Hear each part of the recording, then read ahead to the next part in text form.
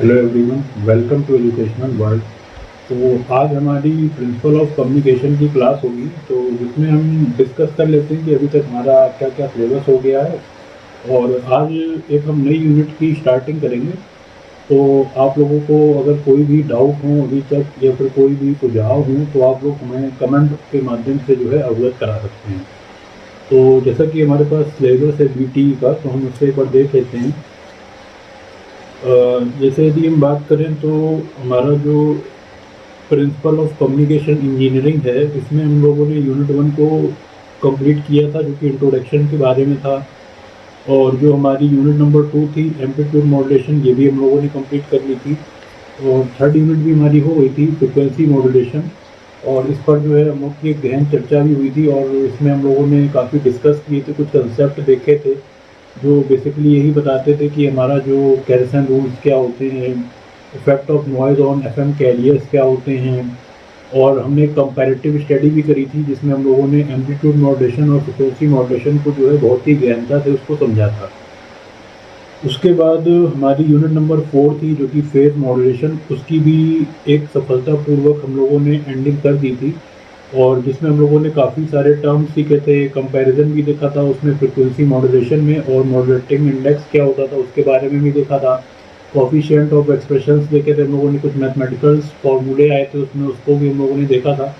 और कुछ डायग्राम्स भी देखे थे कि किस तरीके से जो हमारा फ्रिक्वेंसी मॉड्यूलेशन के कंपैरिजन में फेज मॉड्यूलेशन वर्क करता है, तो उससे हमारी एक आधारभूत समझ जो थी वो विकसित हुई थी। तो आज हम स्टार्ट करेंगे जो हमारी यूनिट नंबर 5 है। यूनिट नंबर 5 का नाम है हमारा principle of AM modulator, circuit diagram and working operations.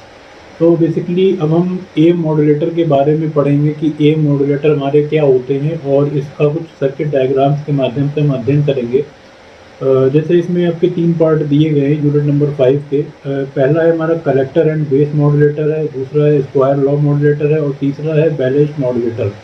तो इसमें हमारी एक व्यापक चर्चा होगी, और रणनीति हमारी यही रहेगी कि तीनों टॉपिक को जो है भली भांति कंप्लीट करके आपके अंदर एक समझ इसकी विकसित कर दी जाए, ताकि इससे अगर पेपर में कोई भी प्रश्न आता है तो आप उसको आसानी से जो है सॉल्व कर पाएँ।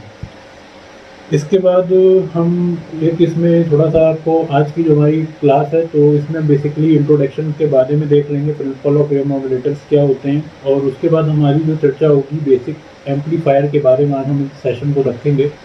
एम्पलीफायर कितने टाइप्स के होते हैं, उनके प्रयोग कहाँ कहाँ होते हैं, उनकी वेव फॉर्म कैसे ट्रेस करी जाती है, या फिर उनके सर्किट डायग्राम कैसे बनते हैं, इन पूरी गहनताओं को की चर्चा आज की वीडियो में हम करेंगे। तो वीडियो को अंत तक देखिएगा।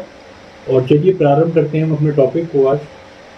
तो जैसा कि सबसे पहले ये हम समझ लेते हैं कि हमारा जो AM मॉड्यूलेटर होता है, AM का मतलब होता है हमारा एम्पलीट्यूड मॉड्यूलेशन।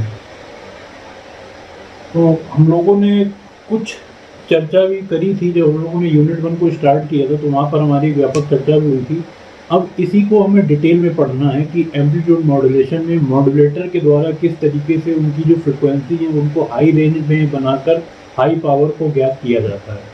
तो सबसे पहले देख लेते हैं यहाँ पर AM waves generate different manner by using circuit diagram. तो हमें यहाँ पर एक चीज़ ये पता चलती है कि जो हमारा AM वेव्स होती हैं वो डिफरेंट सर्किट डायग्राम के बनाने के आधार पर उनका कैलकुलेशन हम करते हैं। अब आप लोग सोच रहे होंगे सर्किट डायग्राम क्या होता है। तो सर्किट डायग्राम कुछ नहीं होता है, बस हम क्या करते हैं, जैसा कि आप लोग देख पा रहे हैं यहाँ पर, हम नॉर्मल मान लीजिए हमारा ये सेंडर है, ये रिसीवर है, और इसके बीच में हम एक्चुअली एम्पलीफायर लगाते हैं। एम्पलीफायर का काम क्या होता है अभी आगे हम देखेंगे डिटेल में। एम्पलीफायर बेसिकली जो हमारा सिग्नल है उसकी पावर को बढ़ा देता है। अब पावर को बढ़ाने के बाद जब हमारी सिग्नल की पावर बढ़ जाती है तो सिग्नल जो है लॉन्ग डिस्टेंस को ट्रैवल कर लेगा और आसानी से जो है अपना रिसीवर एंड पर पहुंच जाता है। तो यही सर्किट डायग्राम है। हम इसमें से देखेंगे कि हमारा पाथ कौन सा शॉर्ट पड़ेगा, कितने एम्पलीफायर लगाएं, कितने फिल्टर लगाएं, तो जिससे हमारी जो नॉर्मल पावर कंजम्पशन है वो भी कम हो और जो सिग्नल का एफिशिएंसी है वो भी बढ़ जाए। तो इसी के परिप्रेक्ष्य में हम आगे देख लेते हैं। हैविंग हाई एफिशिएंसी की बात इसलिए करी कि जब हम एम्पलीफाई सिग्नल को भेजते हैं तो उसकी जो फ्रिक्वेंसी है, उसकी जो रेंज है और उसकी जो एफिशिएंसी है वो अपने आप जो है इंक्रीज कर जाती हैं। अब पावर एम्पलीफायर की डेफिनेशन देख लेते हैं कि एग्जैक्ट पावर एम्पलीफायर हमारा होता क्या है। तो N electronic amplifier that designed in the magnitude of the power at a given input signal. तो यदि हमने कोई भी इनपुट सिग्नल दी, जैसे इसका एक बहुत अच्छा एग्जांपल हम समझ सकते हैं, जैसे मान लीजिए आप लोग साउंड सिस्टम यूज़ करते हैं। अब साउंड सिस्टम को अगर आप चाहते हैं नॉर्मल स्पीकर में सुनेंगे तो उसकी थोड़ी सी जो आवाज़ है वो कुछ कम डेसिबल पे हमारे कानों के अप्रॉक्स होगी। बट यदि हम एम्पलीफायर यूज़ करेंगे, वूफर यूज़ करेंगे, तो वो ब्रास बैंड यूज़ करेंगे तो वो हमारी साउंड को क्या करेगा, जो हमारा वूफर है वो तो इको के कन्वर्जन करेगा, और जो एम्पलीफायर है वो उसकी हाई फ्रिक्वेंसी को बूस्ट अप करके जो वेव्स है हमारे कानों तक ज़्यादा अच्छी जाएंगी और अच्छे एक कैपेबल सिग्नल के माध्यम से हम उसको सुन पाएंगे और हमें थोड़ा सुनने में भी अच्छा लगेगा। तो वही एम्पलीफायर का काम हमारा एम्पलीट्यूड मॉड्यूलेशन में होता है। जो पावर सिग्नल ट्रैवल कर रहा है, मान लीजिए एक पावर ये जा रही है, दूसरी पावर ये जा रही है, तो उस सिग्नल की पावर को नॉर्मल रेंज से थोड़ा सा इंक्रीज कर देता है, जिससे उसको जाने में आसानी हो जाती है।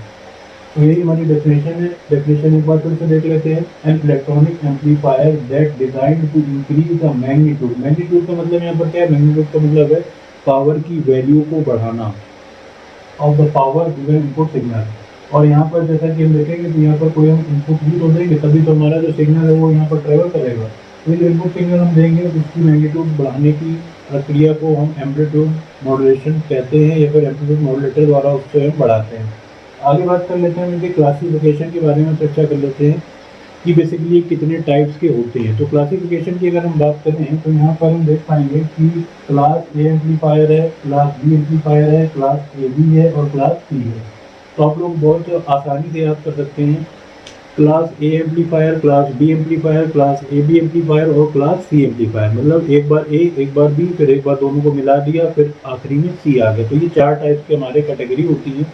इन कैटेगरी को हम एक एक डिटेल में देखेंगे कि इसमें क्या क्या विशेषताएं आती हैं। तो आज जो हम बात करने वाले हैं वो बेसिकली हम क्लास ए में बात करेंगे और क्लास बी में बात कर लेंगे। तो देखते हैं सबसे पहले क्लास ए एम्पलीफायर में क्या होता है, क्यू पॉइंट को एक्टिव रीजन के मिडिल में होता है। तो देखिए क्यू पॉइंट क्या होता है कि जैसे हम एक ऐसा पॉइंट बना लेते हैं कि हम देखते हैं कि यहाँ से पावर की एम्पलीफिकेशन जो सिग्नल है वो ज़्यादा वेरिएंट में हमारे वहाँ से ट्रेवल कर पाएंगे। तो अगर हम क्लास ए की बात करते हैं तो ये एक्टिव रीजन के मिडिल में होता है। जैसे कि आप लोग यहाँ पर देख पा रहे हैं कि वर्ग ए का प्रचलन मैंने बनाया है। तो एक हमारा अगर ये हम ड्रॉ करें कि हमारा ये इनपुट सिग्नल है यहाँ से कोई भी, तो इसकी जो ये वेव्स आ रही हैं, ये वाली जो वेव्स हैं, इन वेव्स में आप यहाँ पर देख पाएंगे जो इसका सेंटर वाला पॉइंट है ये वाला है, ये हमारा कहलाएगा क्यू पॉइंट। और ये एसी लोड है, इससे वेवफॉर्म हम ट्रेस कर पाएंगे। ये वाली वेवफॉर्म आप देख पा रहे हो नीचे वाली, तो ये हमारा क्यूसी जो है इसमें क्या होता है, ये मिडिल में होता है।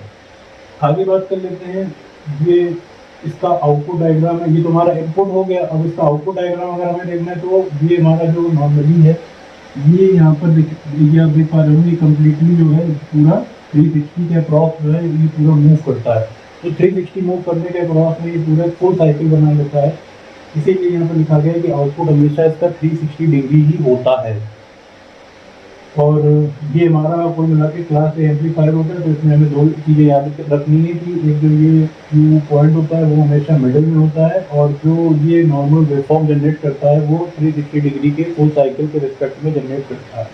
आगे बात कर लेते हैं अब क्लास बी एम्पलीफायर की। तो basically Q point cut off point में फिक्स होता है। तो क्यू पॉइंट आप यहाँ पर देख पा रहे हैं कि एक हमारा नॉर्मल जनरेशन किया है, ये इनपुट का पूरा हमने प्रोविज़न बनाया। इनपुट का प्रोविज़न बनाने के बाद अब ये जो हमारा क्यू पॉइंट है, यहाँ से हमारा लोड जब आया तो लोड से सिग्नल की फ्रिक्वेंसी ट्रैवल होने के बाद एक पॉइंट इसने यहाँ कट किया, एक पॉइंट इसने यहाँ कट किया। तो ये सेकंड वाला जो कट ऑफ पॉइंट होता है, ये वाला कट ऑफ पॉइंट, ये हमारा यहाँ पर क्यू पॉइंट होता है। और इसका भी प्रचलन होता है वो इस पैमाने में होता है। यहाँ पे इसकी जो वेवफॉर्म है इनपुट फॉर्म पे जब ट्रांसमिशन मोड पर होती है तो वहाँ इससे ये कैलकुलेट कर सकते हैं। उसके बाद देखते हैं कि डीसी पावर सप्लाई इसमें नल होती है और जो इसका आउटपुट आता है वो कैसा आता है, 180 डिग्री में आता है। इसका आउटपुट कैसा आता है, 180 डिग्री में आता है, जो कि हमने यहाँ डिनोट किया हुआ है ये वाला। हाफ एंगल भी बोलते हैं, कंप्लीट एंगल होता है 360 वाला, और हमारा ये 180 डिग्री होता है। 180 पे अगर हम इसको ट्रेस करें इसकी वेवफॉर्म तो टाइम के रिस्पेक्ट में और डीसी वोल्टेज के रिस्पेक्ट में हम कैलकुलेट करेंगे। ये V0 हमारा वोल्टेज है डीसी सप्लाई का, तो ये 180 का हमें यहाँ पर शो करेगा। और नॉर्मली जो इसमें डीसी सप्लाई होती है वो हमेशा नल होती है।